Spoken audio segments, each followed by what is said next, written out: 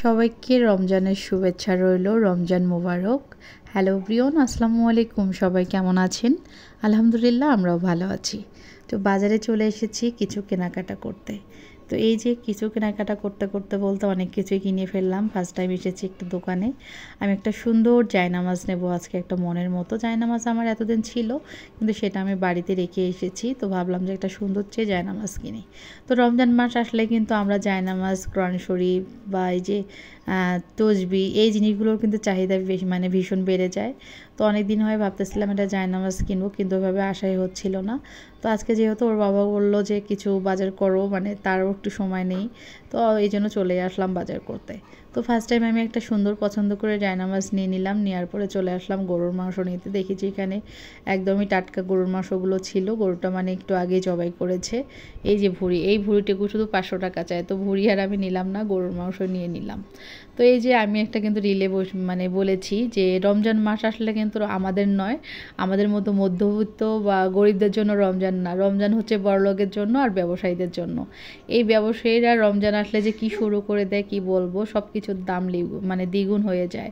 লেবুর 100 টাকা হালি, 80 টাকা হালির নিচে দিতে চায় না।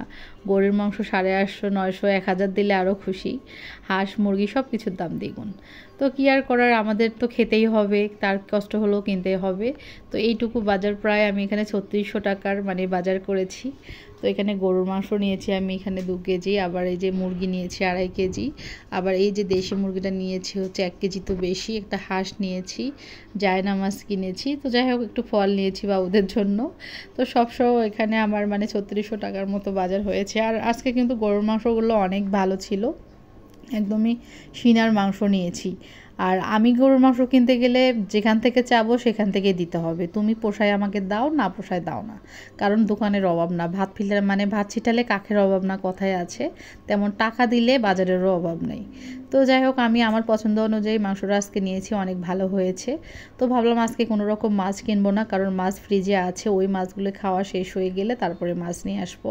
কারণ মাছ কিন্তু ফ্রিজে বেশি দিন রাখলে খেতে একদমই টেস্ট লাগে না, এই জন্য হচ্ছে মাছ টাছ কিনিনি, মাংস শুধু কিনেছি। কিন্তু আসার পথে দেখলাম যে সস্তায় ছোটো মাছ বিক্রি করতেছে, কিন্তু ছোটো মাছ আমার অনেক পছন্দ। তো এই জন্য পুঁটি মাছ নিয়ে নিলাম। কাটতে যদিও কষ্ট হবে, কিন্তু খেতে কিন্তু অনেক মজা। আর এদিকে এই যে 2টা শোল মাছ নিয়েছি। শোল মাছ 2টা আমার এখানে 350 টাকার শোল মাছ, কারণ শোল মাছের কেজি 850, 900 টাকা। তো যাই হোক, তো শোল মাছ নিলাম।